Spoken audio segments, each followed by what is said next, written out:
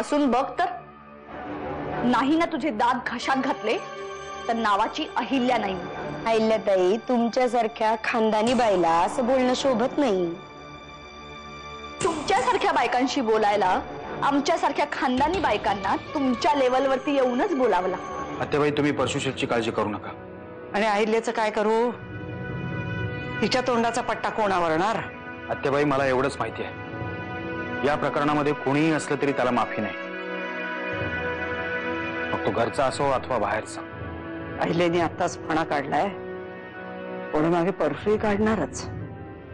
मला वाटतं आत्याबाई, या दोघांची घरातली कारस्थानं तुम्ही थांबवा, तुम्ही सांभाळा. आहे ते बाहेर काय करणार नाहीत हे मी बघतो. अहो, कशी सांभाळू?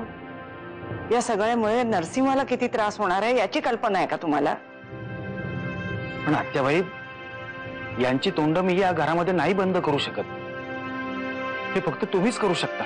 मी आता जरी अमृता आर्यन सरतापे असले ना, तरी किल्लेदार या नावाशी निगडीत प्रत्येक गोष्ट आजही माझ्या जिव्हाळ्याची आहे. आणि त्यात वाद जर नरसिंह आणि किल्लेदार या नावात असेल ना, तर माझ्यासाठी तुमचं नाव जास्त महत्वाचं आहे, किल्लेदार नाही. मुळात या विषयात तुला येऊच द्यायचं नव्हतं मला. प्रत्येक गोष्टीत तू होरपळून निघालच पाहिजे असं नाहीये. बाबा, तुम्ही जर किल्लेदार नसाल तर मीही नाहीये, आणि जर तुम्ही या गोष्टीत होरपळले जाणार असाल ना तर मीही. हा सगळा विचित्र विषय आहे अमृता. माझी लढाई माझ्याशीच चालू आहे. आपल्यापैकी कोणालाच असं काही वाटत नाहीये. जे काही वाटतंय ना ते फक्त ह्यांनाच. त्याचं वाटणं मी समजू शकते ग. किल्लेदार या आडनावावर फार प्रेम आहे त्याचं.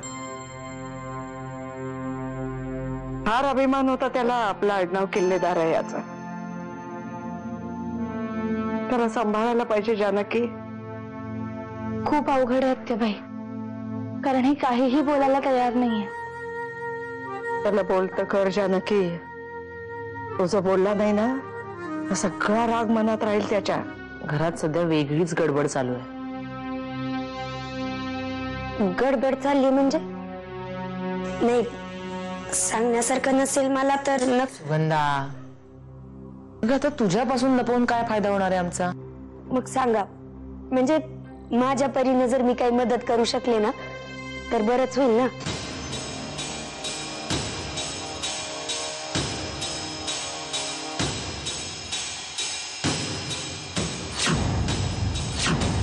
राहायचं असेल ना तर शिस्तीत राहायचं, कळलं? हा माझ्या भाऊजींचा वाडा आहे, हो का? मग तुला लवकरच कळेल तुझ्या भाऊजींचं काय होणार आहे. काय होणार आहे ते जाऊन विचार ना तुझ्या ताईला, अडाणी ताईला. मला असं कळलं की तुम्ही यांना शोधायला माणसं पाठवलीत म्हणून. ते माझं त्याच्याकडे काम आहे म्हणून तुझा निरोप पाठवायला नाही. काढा शोधून यांना, आणि कारण पण शोधून काढा. का गेलेत आणि कुठं गेलेत ते. ऑर्डर द्यायची नाही मला, शोधीनच त्याला.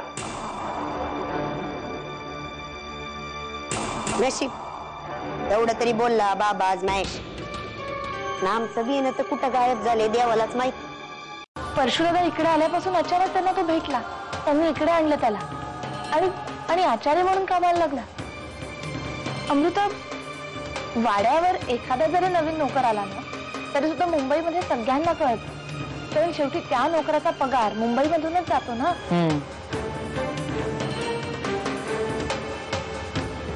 बरोबर आहे तुझं.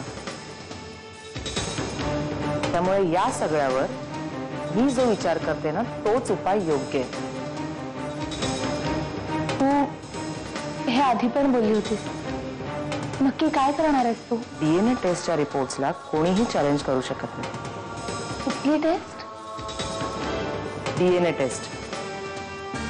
हा, रिझल्ट यायला जरा वेळ लागतो, पण एकदा का रिझल्ट आला की त्याला कोणीही चॅलेंज करू शकत नाही.